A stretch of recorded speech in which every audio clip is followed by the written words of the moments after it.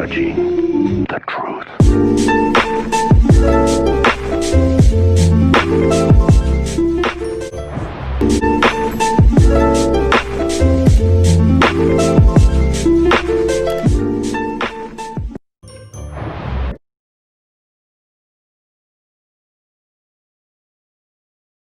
It is 99.8 FM KCC Live, and you are listening to the K Club with me, AMBÉR, and this week I am joined by the beautiful Shorelle. Hey girl, how are you? Hi, I'm really good, thanks. How are you? I'm really, really good. So, we need to tell them how we met, because it's such a funny story. Honestly, it is. Okay, first of all, thank you so much for introducing me as the beautiful Shorelle, because like it never happened to me before. Like I got chills everywhere. Really appreciate it. So the way that we met, it was actually like so much fun because we were both at a Super M concert, remember? And we were there and we were actually sitting, I believe you were in a couple of rows like behind me, something like that. At the O2. Yeah. Yeah, and we like started talking and like I found out that you were well, obviously a K-pop fan, but also that like you're like a K-pop songwriter as well. So I was like, yeah, me too. So it was like so much fun, honestly. And then like during the concert, obviously I got really emotional because like that's just a given. Like whenever I'm at a K-pop concert, I just melt like every single time. So that I just saw that coming. And it was really, really good because the Super M, like their main single is Dropping. And it was produced like and co-written by Linda Noise, who are actually like my publishers as well. So I kind of like started out that deal like at that time. And it was such a dream to be there and hear Dropping live, knowing like who wrote it and who produced it, you know? And then at one point, Taeyeon was also my favorite member of Super M. Oh my God, such a hottie. So at one point, Taeyeon, yeah, started like thanking like London Noise for their collaboration, and I literally started crying because A, I'm so proud of them, and B, I was like, I really want to get to that point where, as a K-pop songwriter, like a band that I write for or an artist that I write for like acknowledges me in front of like all these people. So I got really emotional, and you were there, and you were like, oh my God, hold on, girl, like you can do this. Case as well, but it was so funny because it was like we were literally in the toilet and you were like me but like one person, and you turned around and asked the girl who was in front of me what time the show started. You didn't know, so she asked me, and it's true. Like a thing, and then I overheard you say, oh yeah, like the producers of Dropping are here, and I was like, she's only a songwriter would know that. Like, oh my God. And we were like, what were the odds, like, honestly? And then I think like in the meantime I also found out that you collaborate with some of the people that I collaborate with as well, and that was like even weirder. Like, wow, like I knew this, like I knew the K-pop industry was like a small world, but I didn't know it was like that small to literally like, you know, meet you in a bathroom of an arena and have like a conversation about it, you know. It was like, wow. I was really impressed. Into and that right before this interview, I'm playing Shiny, and I'm also playing Taeyeon songs too. So. Oh wow! It was just for you, girl. Oh, thanks. 감사합니다. Appreciate it. Really appreciate it. So you're originally from Italy, but when did you move to the UK and why? Okay, so I was born in Italy, and I've lived in here since I was like until I was like 19 years old, and then like after my high school graduation, I moved to London. For like I've been living in London for like almost 4 years now. I've initially like moved there to attend like university in there. I did like the Academy of Contemporary Music. So that was like my university, and I wanted to study commercial songwriting, and it wasn't like faculty that was really available like in Italy. And plus, like I always wanted to live abroad. So so I moved to London. I moved to London, and that's also like how the whole K-pop thing started, really, because one of my professor at university, he saw the way that I was writing songs. He was like my tutor at songwriting, and he's also like a publisher for K-pop, and he basically like offered me to start working with him, and that's kind of like how I found out all about this amazing world, and now it's my passion, and like I love my favorite genre, and also I got lucky, I would say. Yeah. So at what age and like when did you start really liking songwriting, and when did you start to write music? Well, thing is that with me, it's really weird to think about it because when I was like 12 or 13 years old and I was picturing my future, I've always been like a singer. And I was like, you know what? I'm gonna be like a great singer at Broadway. I wanted to do musical theater initially, and I was like, but I'm never gonna be like a songwriter because like I can't write songs. Like I have nothing to say and stuff like that. And always tell this like to my parents when we think about it. Right now, it's like so much fun, honestly. Yeah. So initially I wanted to be kind of like the like Barbara Streisand of the situation. Specifically for my nose, I was like that's definitely like a path path that is like worth following. um, so initially with that, and then like I kind of like got closer to musical theater. And what I love about musical theater and drama in general is that like theater in general is that like it allows you to have like to play multiple characters. And I fell in love with this idea of having like a lot of different characters that you can like bring on the stage every single night. But then like I was 17, which is a little bit late, I would say. When I was like 17, I was like, you know what? I'm tired of singing somebody else's song and portray somebody else's emotions. I want to sing my own stuff, but still, but still have this kind of like this correlation of like the characters to put on the stage. So when I started songwriting, I was like 17 years old, and like I always like had this method of like trying to think of like how somebody else would think. So I've started like using like different like stage personas or stage identities when I have to write a song, you know. So kind of like having like different identities when I'm writing. It's kind of like a process that is similar to what Nicki Minaj does, or Michael Jackson did, or like Beyonce does. So when with Sasha Fierce and all of that, it's kind of like having somebody else that can, you know, that portrays that emotion, you know, in a way. So I can be a gangsta, you know, even such a vanilla girl, like I can still be a gangsta if I want to, and stuff like that. I suppose it helps. Makes every experience completely different as well. Yeah. And so much more like enjoyable. I love it so much. So you've already kind of like explained a little bit how you got like into like the K-pop side of things, but like when did your first real opportunity come around and how? For K-pop, so it's weird to say, but like actually the very first professional opportunity that I got as a songwriter was for K-pop. So it was literally my path since the beginning, I would say, because before I was like writing songs for myself. I had like a little band, stuff like that. So kind of like I had a couple of songs that were out for my like they were running like for my solo project, but I wasn't necessarily like that crazy about them. I was always like, I want to do more. I want to do something different. I want to do something that is more commercial. And I was 19 when I got offered K-pop, like the contract with K-pop. It was my first year university. It actually happened like in the very first day of my first year university. So I got it. Yeah, because like it was so weird. Our tutor, he said, okay, pair up and write a song as the first day. And I just got in there in that university, and I was like, okay, cool. I was paired up with like another student, and we wrote a song kind of like Justin Bieber style. And my professor was very intrigued by the way that I was like writing melody. And that's when he said, okay, cool. You know, there's like a thing called K-pop, you know, and I'm a publisher for that. I was like, never heard of that. Sounds really exciting. I remember the first video that I saw was Twice, Likey. That was the first one. You like it. It was like, whoa, that's so catchy. I love that. So many colors, so many choreographers, so much things going on, you know. And I was like, that's super cool. And that's kind of like when he started. Yeah. Whoa, this is intense. Good.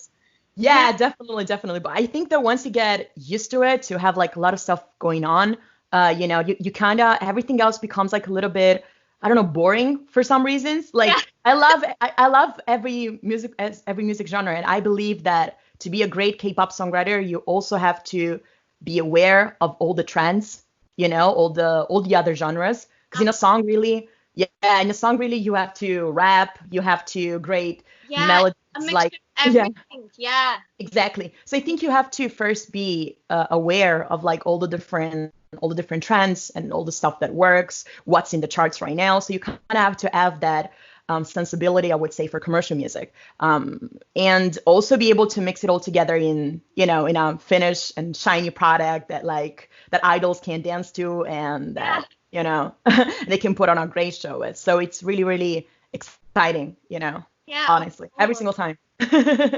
Yeah.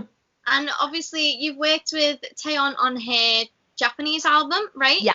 And Yeah. you, For Vanilla for her. Yeah. That yeah, was my first cut. Yeah. yeah. I remember you mentioning that to me actually in the tour. Yeah. Yeah, Taeyeon. because the thing is that Taeyeon is a very big act, but the album was for Japan, so I was curious whether people actually would have listened to it, even though it was like a Japanese release, you know? 'Cause- Definitely will. oh, okay, awesome, awesome, awesome. Because like it was like I was really really curious about it, and like is such like a special song to me. It was the first my first cut, and it also happened on the 8th of March, which is like International Women's Day. So it's such a weird thing. Yeah. Because it was so weird, honestly. How it happened is that I was in my hairdresser and I was like having like my hair dyed because, girl, that is important as well. You can't always be in the studio, like you're gonna look bad if you never go to your hairdresser or stuff like that. So I was like, right, cool. I'm just gonna go to my hairdresser and have my hair like dyed a little. And my publisher called me and he was like, yeah, I told Linda, like, I told you that you could trust me, right? And I was like, yeah, okay, go on. And he said, you got a Taeyeon cut. I was like, wow, really? Yeah. So that time happened. And obviously I started crying because I'm such an emotional girl. I started crying in my hairdresser. And yeah. I'm an Italian girl, so I overreact for every single thing, And I started like, what are you saying? He says that for real. and honestly, all like the hairdresser and every like client was legit confused, and it was like, what's going on? Like, what's this? Nothing bad's happened. Exactly. So it was pretty much like the Super M concert, like me freaking out and having chills. And I was like, yeah. So I was like, it's the energy that like they just radiate as well, like and like you really like feel that power. It's like overwhelming. Yeah. Oh my God. Yeah, honestly. So it was pretty much like kind of like the same thing, So I was very like overwhelmed with like gratitude and all of that because it was like it's a lot of hard work, and like I've started from the bottom, really. Like I've started just like by writing melodies in my room and like songwriting it's been a long journey, and to have that first accomplishment was very, very good because I was like, whoa, it kind of like reassures you that you're on the right path, and it's such like a hard path and everybody wants to be on it. And once you get like that confirmation, it's like, okay, I've got this, I got my hair dyed, like I'm on flick, like I can do this, Yeah. And it's International Women's Day. Yeah. So it was really good. So obviously, like, I know that you love Taemin, and you like already mentioned it to me that like, I want to write for him. You will. Watch this space scale. It's gonna happen. Your dream is already album. I'm manifesting that for you. But anyone else that you would love to work with that you haven't had a chance to yet, or I mean, like, obviously because I know that you've had cuts, and like obviously you've probably having a lot of leads coming in every now and then, but is there anybody that you think, oh my god, like I would love to write Well, obviously, like, BTS, they're definitely like one of my main love. I'm an ARMY, like, so like honestly to work with BTS, it would be great. Yeah, but it's not even because like they were like, obviously they were one of the biggest acts, but it's not really about that. It's more because like their songs, I'm an ARMY, first of all, so like I really love them. I think I watched their Whisper Challenge like so many times, like Lachimo La La, like it's, and Carbonara, it's like so like it's really like in my blood right now.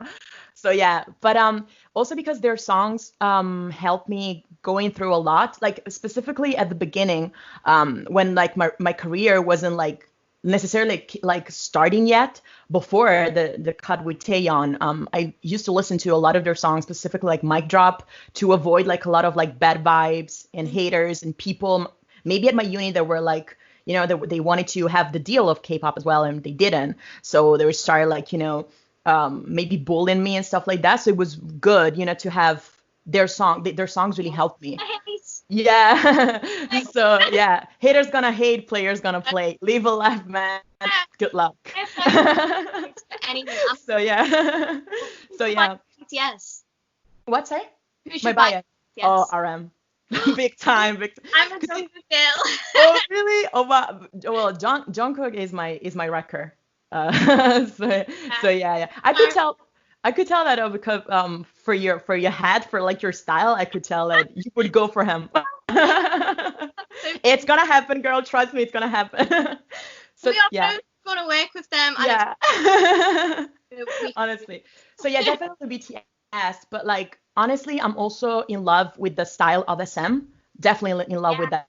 So NCT, they're also like one of my main goals, and Super M, like both of them.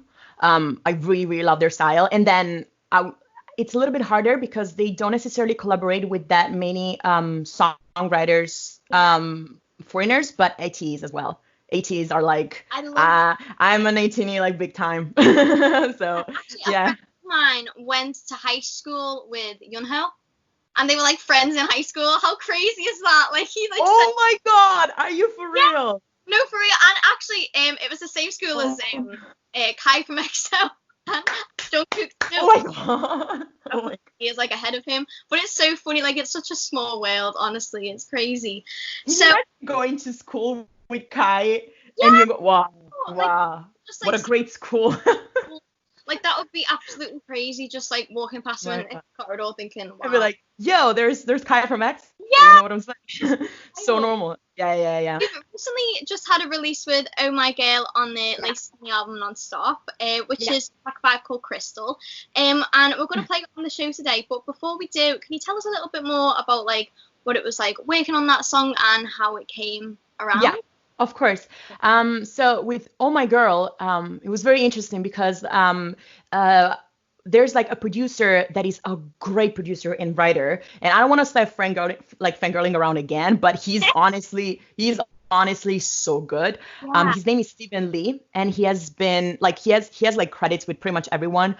Specifically with Oh My Girl, he was kind of like with the group since the beginning, so we got to see like how the group evolved and stuff like that. They debuted like a while ago, and he was very much involved with their tracks. So like he has like a great feeling of what type of like melody and top line they were going for. You know what I'm saying? So it was like really, really good. And like with Crystal, we intended to write the song and dedicate it to the fan base of Oh My Girl for thanking them for sticking around, and supporting the girls in their journey.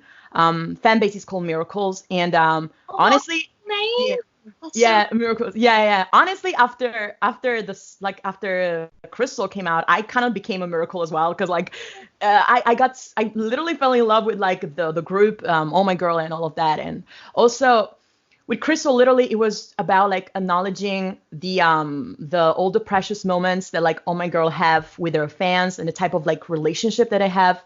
One thing that I really love about the K-pop fandoms in general is that, and in particular with Miracles, is that the fans, they are really like they may have like experienced some like daily struggles or like maybe like anxiety, depression, all of that, and their groups is always there to cheer them and to support them. And this is something that I experienced myself, with BTS, with Stray Kids, a lot of ATs, for example. I've never think with like any other artists like I have like me too fandoms. It's me crazy. too. Yeah, it really like they really like get in your heart, and they're there to support you in a way. And so like I was really happy that like when Steven was like, yeah, let's write this about like the their fan base and all of that. And he like we thought of like the name Crystal, because Crystal stands for like that little like we picture like having all this great moments and like lovely moments between like the fandom and like the fans and the group has like a precious gem, a precious like crystal to treasure forever, And so and like everything about the song was literally like we picture it as it was like almost like a soundtrack for like an anime or something like that. You know, those that very like sweet moments of like realizing that somebody like stayed with you and made you stronger for like all your journey, you know. So personally, it was like a very emotional song to write, and a very like dear song to me as well. And also like when he got like the production was done by Joe Lawrence. He was the same producer that I work with for Taeyeon for Vanilla. So we have like a great connection. Like we work with each other really well. And Steven put like so much input on the song, and we were like drawn by like Steven's energy and like his knowledge about the group and his knowledge about the melodies and stuff like that. So I felt it was really a great project to be involved with. Honestly. Yeah. And also like when he came out, the album, like it was like a great success. Like it was like the breakthrough album for them. And to be involved in an album that really makes a difference for a group, it gets like even better. And when and then the miracles, like the fans, obviously they've been supporting all the like the group for all these years. Now that they finally see them breaking through the charts and having so many recognitions and winning their awards and stuff like that, they can have like a song like Crystal, you know, to remember all of that they've been through together. So I was like, it's an important song, you know, even for me as a songwriter to see like the effect that has in other people. I was like, wow, it's important. It's really important. So I was really happy. Yeah. Well, congratulations again. Thanks. Here's to many more, of course. Hopefully so. No, 100%. The thing that I just ask you is, you know, obviously we have a lot of younger listeners, and I just wanted to know if you have any advice for any like younger like people who are really interested in music, or like, you know, especially who love K-pop and who, you know, aspire to have a career in the industry as like a songwriter or, you know, like anything like. Yeah, of course. So what I've noticed is that with K-pop it's a very like small industry. So it's really much about, you know, like getting the right contacts and getting like the right sessions, because you can be like the most talented songwriter in the world, but if you're not great at networking, like your songs are never going to get anywhere. And so I would say that at the beginning, this is like the first thing. Like obviously you have to concentrate on having a very like a product of quality, obviously. So listen to a lot of K-pop songs can help. Listen to like what they do, like type of like sections or like trends that are pretty much like, you know, part of the genre. For example, the rap section has to be there. So having a knowledge, being like a real OG for a little while. Yeah. Me personally, like it helped a lot to listen to the flow of like Eminem. It helped a lot, and Migos as well. They have like a different type of flow, you know, and Taeyeon from NCT. Those are like three completely different rap flows, but they tend to be very much present, like in a lot of different songs.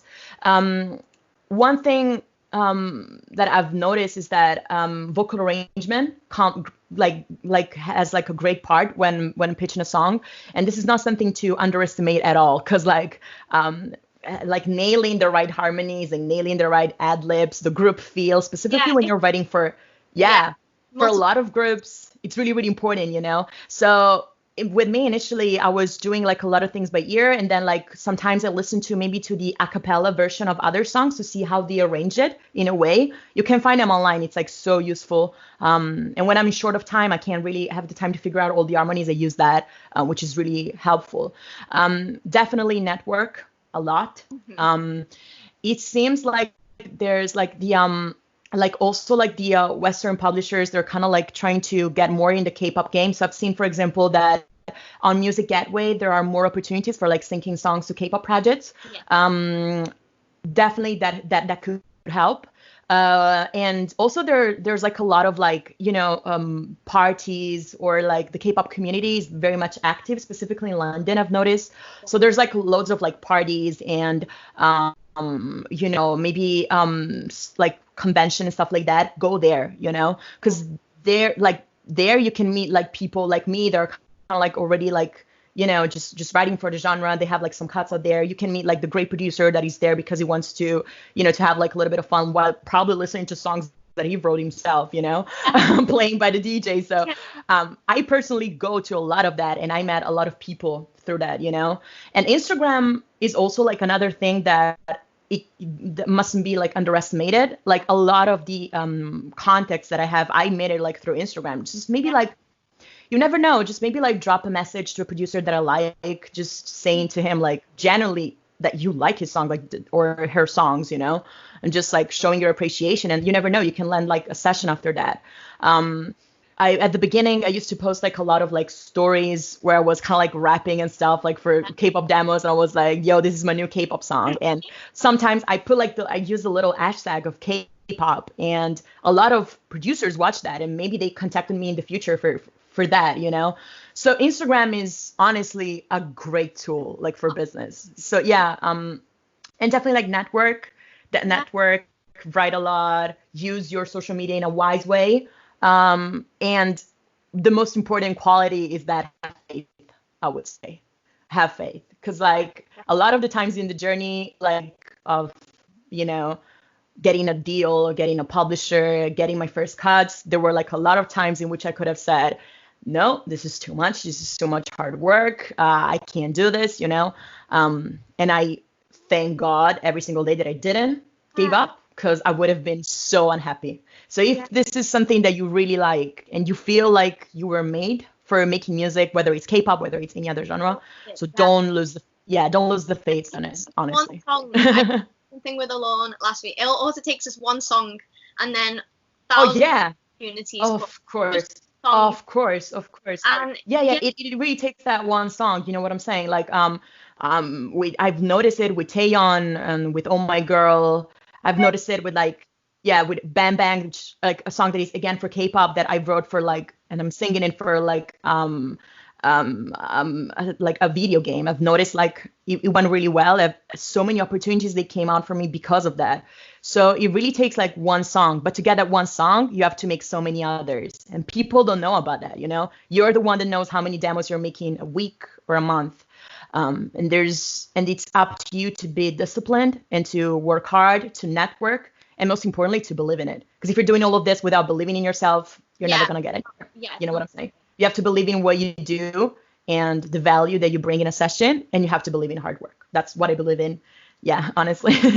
Saying hi to people in the queue for the toilet, you just don't know who you're going to meet. Do you know what I mean? Exactly.